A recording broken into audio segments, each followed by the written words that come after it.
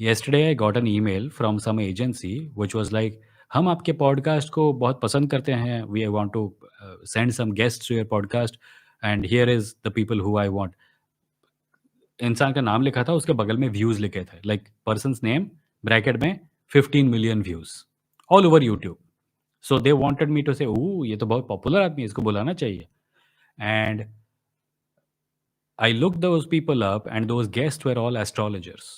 Like जो ज्योतिष का धंधा करते हैं, जो पॉडकास्ट पर जाते हैं और बोलते हैं कि ये कीजिए, फिर उसमें ये मिलाइए और इसको खाइए, आपके घर में ये हो जाएगा। मैं इसके बारे में आज के वीडियो में बात कर चुका हूँ मेन चैनल पे।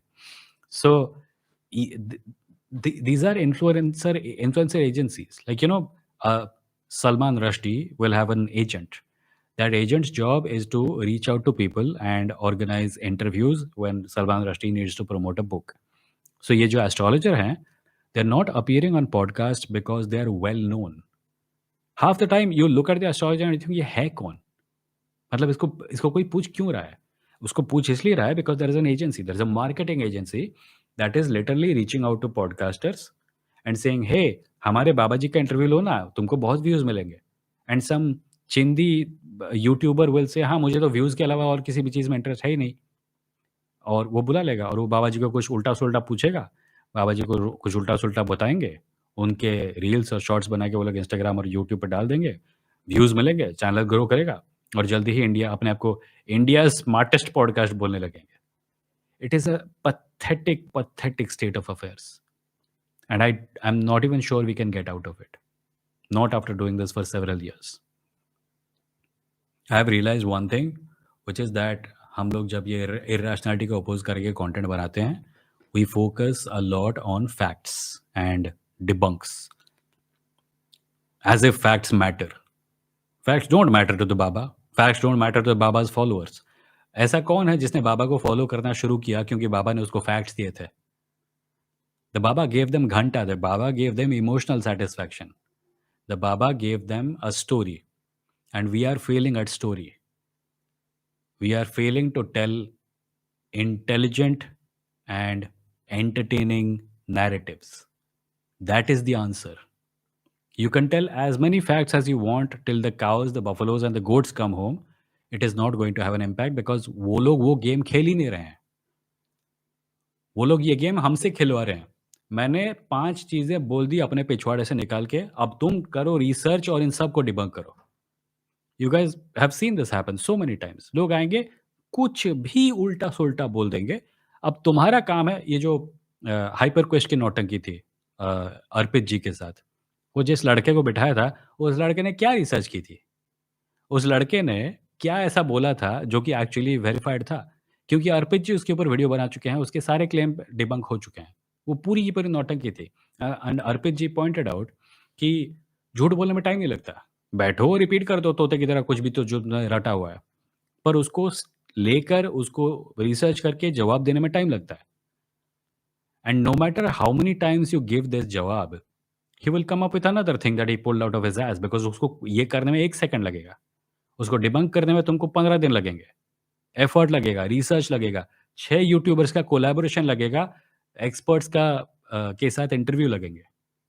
And by the time you do that work over 15 days, he has come up with 15,000 new videos, which are completely out of his ass.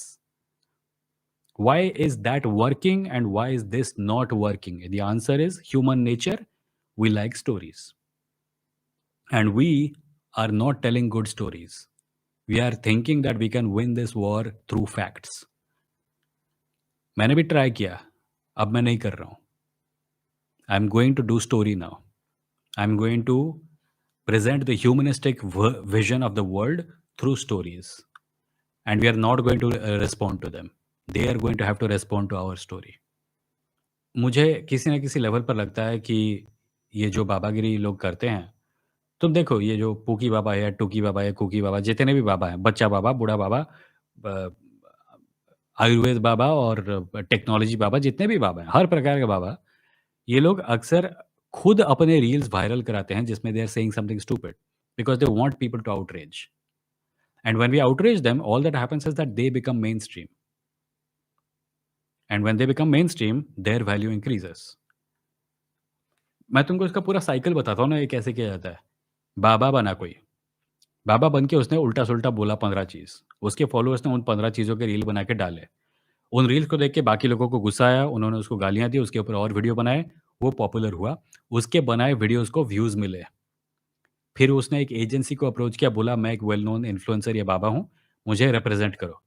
फिर वो एजेंसी छोटे-छोटे पप्पू पॉडकास्टर्स को मेल भेजती है कि ये हमारे बाबा हैं, 1.5 मिलियन व्यूज़ वाले बाबा, इनको अपने पॉडकास्ट पे बुलाओ।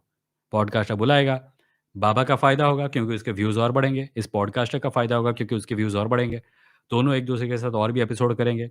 उन एपिसोड्स को देख के हम लोग और गुस्सा होंगे, हम लोग उनको और डिबंक करेंगे, उसकी वजह से उनका व्यू काउंट और बढ़ेगा। वी आर ओनली मैं ये नहीं कह रहा कि डिबंक कंटेंट का वैल्यू नहीं है, but the number of people who appreciate it is small and in this attention economy the only thing we are doing is increasing their power. क्योंकि एक व्यू होता है। व्यूज़ बढ़ेंगे तो एडवर्टाइज़िंग मनी बढ़ेगी। लोगों को फ़र्क नहीं पड़ता कि वो व्यू गुस्से से आ रहा है या प्यार से आ रहा है। एक व्यू बस एक व्यू होता है। और मुझे सोशल मीडिया से जो वितृष्णा शुरू हो गई मेरी, जो कि इंस्टाग्राम के मामले में, ट्विटर के मामले में हुई, इज़ दैट ये जो रेज बेटिंग वाला कॉन्सेप्ट है कि तुम कुछ ऐसा लिखो जैसे देखकर लोगों को गुस्सा आए, ये अब हर जगह फैल गया है। ये पार्लियामेंट में हो रहा है। और मैं इतना बड़ा चूतिया तो नहीं, सॉरी अबाउट माय लैंग्वेज, मैं इतना बड़ा सी तो नहीं हूँ कि मुझे दिखे नहीं। मैं इन चीज़ों को स्टडी करता हूँ। I write about media, culture, and creativity. I know the shapes that are forcing our country. I know how it is being done. इस समय वो लोग व्हाट्सएप पे जो कर रहे थे, बाद में उन्होंने उस स्ट्रैटेजी को फेसबुक पर अप्लाई किया।